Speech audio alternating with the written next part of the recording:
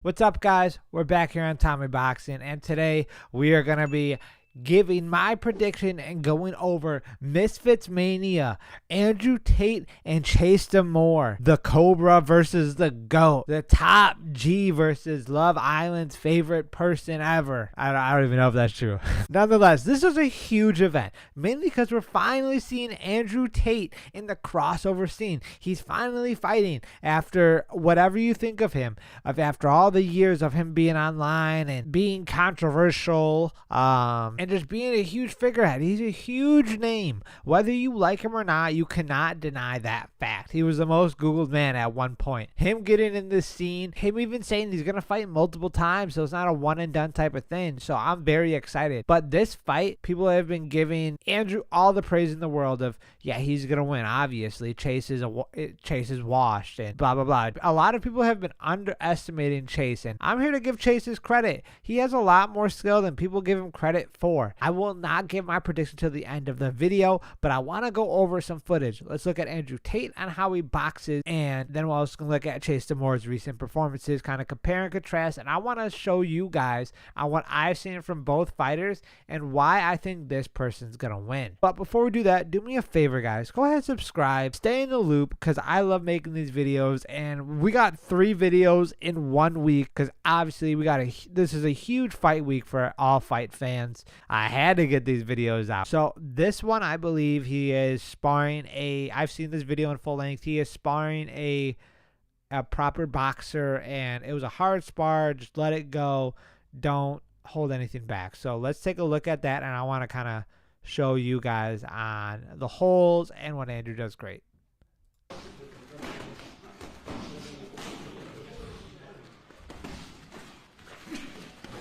See? Right there, great countering, great slipping counters. Andrew has like really great reflexes. Now, I believe this is about a couple years old, so if I'm not mistaken, he was probably 36, 37, because he's 38 now. I think about to be 39 or something like that. So it's been a couple years. So he was slightly younger, still in a prime of his way, but even now we see recent pad footage, and we'll go over that too, of him being able to still maneuver and slip and counter and stay with his reflexes, and he's very twitchy. He's a very twitchy fighter. But there is something I want to show you guys in a sec. Let's just keep watching.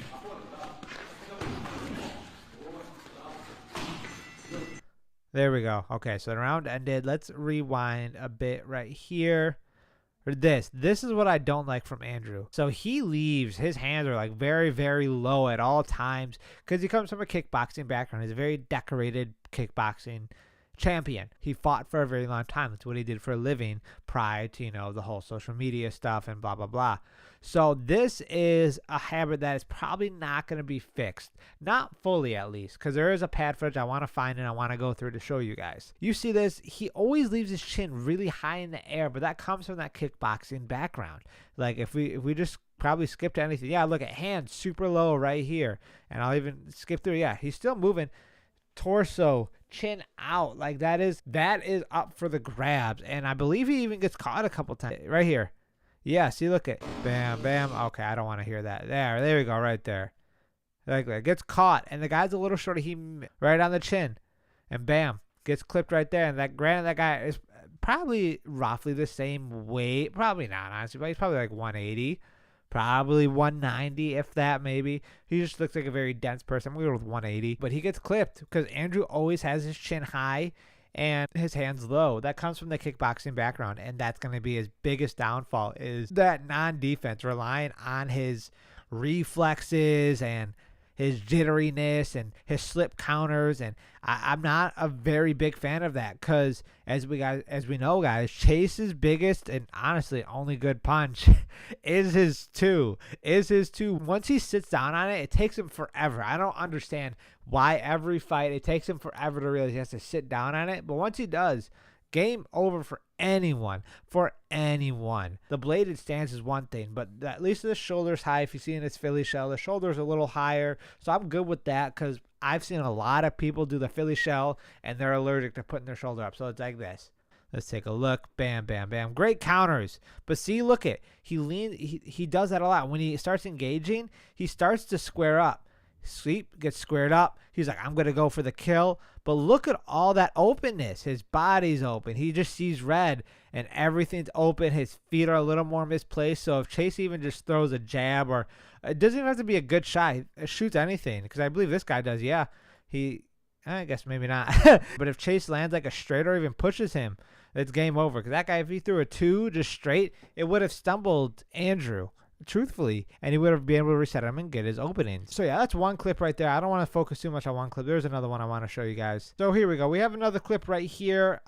This guy says it's a pro fighter. I don't know if it's like MMA or kickboxing or whatever, but right here, you know, similar size. We got someone about the same size as him. So this is maybe a better comparison versus Chase.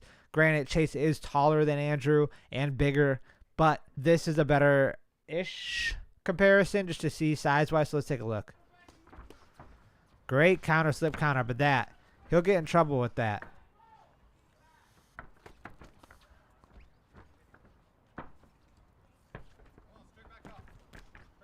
That right there. Right there. This is what I'm talking about. When he goes for the attack, always his chin's always up. Watch right here.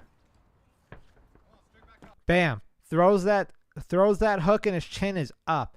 Thankfully, he does deflect with his rear hand. But like it takes one shot. It takes one shot, and the risk he takes for the reward is just so high. I get it, high risk, high reward, and that's his whole MO, and I'm the top G, so you got to take the risk to make it in life. But then also at the same time is like, if he threw something right there too, he gets clipped. Like, his chin's always open. Andrew's chin is always open a lot more than people realize. It is. It really is. And this is scary for if you're rooting for Andrew Tate, is he can get clipped, especially going with the heavyweight. He said he wanted to challenge himself, and I give him all the credit in the world. That chin's there. That chin is there. I'm not gonna sit here and pretend that it's not. It is. See, that's what I mean. Like, Andrew has great reflexes, but it just takes, I mean, yes, in boxing, it always takes more than one punch. But he gives his opponents a lot more openings, but his counters are great. He sits in the pocket really well. He is very twitchy, quicker, a lot quicker than Chase, in my opinion, especially with twitchiness and stance in general. I don't think Chase really has that great of a stance. I don't think he trains consistently. I'm very confused on how Chase trains, because I don't know, truth be told. Like, I'm trying to figure that out for the life of me. He just does not seem consistent with the sport, but at the same time, he's going to Mexico and doing these smoker fights, and I don't know. It's very confusing to me.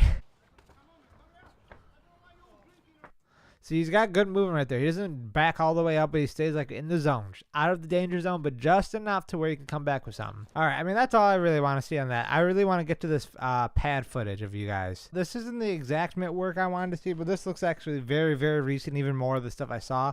So I want you guys to look at something that's a little different comparatively. I want to see if you guys notice it.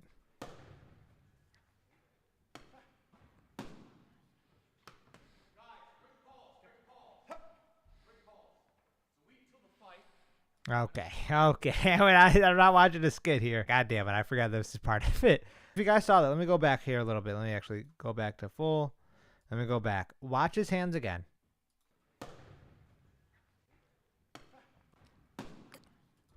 There. That's what I wanted. Did you guys notice that?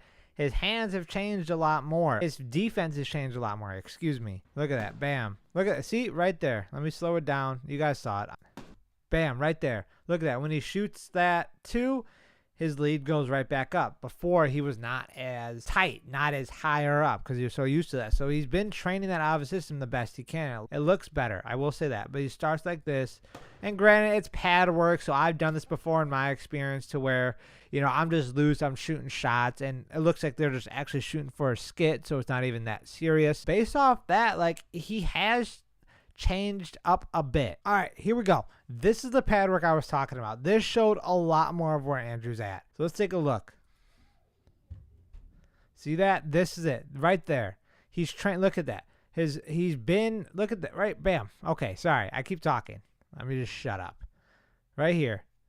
This. Look at. Just in general. Hands tighter. Still lower, but granted, there's going through drills clearly. So it's not like he needs to be perfect. So they're doing drills right now, as you see. Look at catch, shoot, and not his usual pull, shoot, slip shoot, stuff like that. But look at right here is actually even better. That's a proper boxing stance right there. We haven't seen that in his typical footage of sparring.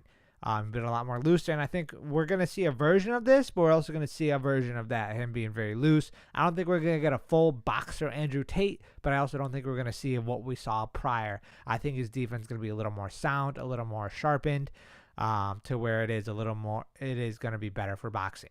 Keeping his hands up, being responsible, responding well, and he's not even dropping his lead hand that far down. He's still doing the Philly shell he feels comfortable with, because at the end of the day, whatever style you fought in, you're going to be stuck in that. You shouldn't change it, because then you're going to be uncomfortable. You're not sure if you're doing it right. Good on his coach for just adjusting, but not completely changing how he fights. That's what you have to do as a good coach. You never want to change a fighter. You just want to adjust them. Yeah, great. I mean, great pad work. I mean, regardless, every pad work I've seen of Andrew, like, he always looks good on the pads, knows how to shoot, great power, good defense. Yeah, so he's working on it. He's working on his defense, the boxing defense. He's not going to always rely on his movement and reflexes. So this was very telling. And this gave me a lot better of an idea of what Andrew's going to do and how Andrew's going to move more so in the ring. So that was Andrew Tate. We got a good amount on him. Now let's hop into Chase. Bam. Great jab. Solid jab. Yeah, that's what they're going to go. That's what they're working on. They are putting all their money on that right hand. And to be fair, it's been Chase's best shot. Why not? Like, you know what I mean? Like, why not? I'm calling cap. I have never seen Chase. He ain't doing that. His ass is not moving like that when it comes to his defense. He's going to hit that long guard and go, hey. Chase has been doing this, and this is fair enough. He's going to Mexico to get some experience, and I love it. Watch this. Let's watch some of this right here. Here we go. Yeah, solid 1-2. There we go. Yeah, there we go. But his chin is also up in the air. Chin's up in the air. He's not really sitting on some of the shots, and he's really just using his palm to, like, frame. And that, I mean, it's illegal, but that's on the ref too. Like, I'm not gonna blame a fighter entirely if the ref's not doing his job. So you can't really blame the fighter 100%, but you can also put some blame on him. Yeah, when it comes to Chase, he leaves himself high in the air. Let's go back earlier. Like, yeah, when he starts throwing, everything gets open. Like, he starts strong. Like, look at.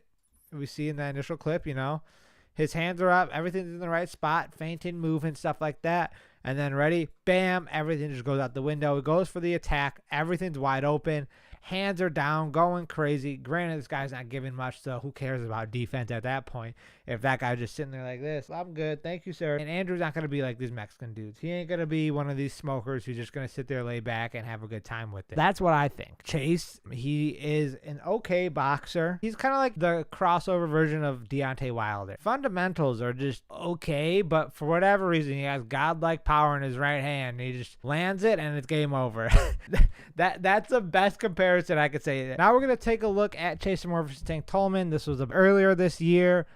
Bigger man. I believe he was a kickboxer or BKFC. I forget which one. Let me know in the comments. But this was a good fight. This was also a crazy knockout. Big boy, thick boy, pause. And Chase, you know, knocked him out cold. So let's take a look. Yeah, there we go. That's what I'm talking about. Chase is not going to hit that Mayweather movement. Stop it. Stop lying on that pad work. This is what Chase is going to do. He's going to pull all the way back, and he's going to use that frame. He has such a obnoxiously long reach to where it works. Fair enough. He just has to back up, stick his jab out, call it a day, and it really disrupts a lot of people. Oh, my God. And he didn't even... And that was not even a clean one. Like, it was just, he was on the ropes and he used that momentum. Fair enough to Chase. He was able to get that knockdown nice and clean. He didn't sit on it. He just used the momentum from the ropes and landed right on his chin. Yeah, see? Ooh, good jab. That's what I'm talking about. This stuff right here. Let me back it up a little bit. This stuff right here. Just pitter-pattering, pitter-patter, and pitter-pattering, swatting, and guards just all open, and he's open to get hit. Both Andrew and Chase let themselves be open to get hit. So the real question is, who's gonna land first? Great too. Oh my God. I forgot how bad that KO was. Holy guacamole, dude. Woo, that'd be a rough night. Someone get him an ice pack. We gotta watch that again. But look how he sits on it. Pitter patter, you know, got his jab. He understands his jab, and he sat on that thing. He sat on it. Oh my God. Rough day to be a Tank Tolman, let me tell you that. Let me tell you that. Let me slow it down. Let me slow it down for you guys. So we see him moving, moving. Jab. Good jab. Solid jab. I'll give Chase credit. His jab's gotten better. But his hands are off. He got caught with something. Didn't really land clean, but threw his feet off. And then just swatting away. He resets, and then bam, look it. Turns with that hip. All that weight behind it. Then ka-chow right on the ear. Jab right back. Frames it. And then ka-chow again. Oh, my God. And his head bounced off the canvas. Jesus. What a knockout. So, that's what I'm saying. Chase has that stop. When he sits on that too, I don't care who you are. Good luck. Because when he sits on it clean like that, that was devastating. So, that's all the credit to Chase. So, after looking at all of that footage, we can kind of digress, kind of break it down. Chase, godlike 2. Deontay Wilder, like 2 in the Misfits scene. Andrew, great reflexes. His boxing defense is improving. A lot better combinations than Chase. But Chase, the reach, the height, the power, I would say, I think, in my opinion, especially with that too, he has that a little more on Andrew than vice versa. But Andrew has that experience. He has that slickness. He has better defense. And he has been training consistently. And also, the biggest thing is Chase is coming in a little more drained than usual. He's cutting down to a lot of weight. So that's going to be a huge factor too. If you've seen some pictures of Chase, he looks skinnier than what we're used to seeing. So that's going to play a factor already because he already doesn't have a great gas tank. So that's even going to play a huge factor in that. I don't think we're talking about that enough, truthfully. Altogether, my official prediction, I'm going with Andrew Tate via late stoppage. So let's say round 3 or 4, truthfully, I don't know. Just because I see the first 2 rounds, Chase is going to be really hard to hit, really fresh, really sparky, ready to go. But I think as those later rounds go on, that's where we see Andrew flourish and Chase start to fall off. Andrew's going to get in there, shoot some combinations, and land on his chin cleanly. I don't think it's going to be as reckless as other guys, but Chase has that one punch knockout chance. So, don't throw Chase out the window. This is a 60-40 fight. It's a pretty close fight just because of Chase's power. So, I'm rocking with Andrew on that. I don't know if I'm right or wrong, but I would love to talk about it in the comments section below. Let me know who you think is going to win this main event. And before you head out, leave a like, subscribe, and I'll be sure to post my reactions of who wins on my social media on Instagram, TikTok, so make sure you follow me there. But yeah, that's all I gotta say about this, guys. We'll see you in the next one.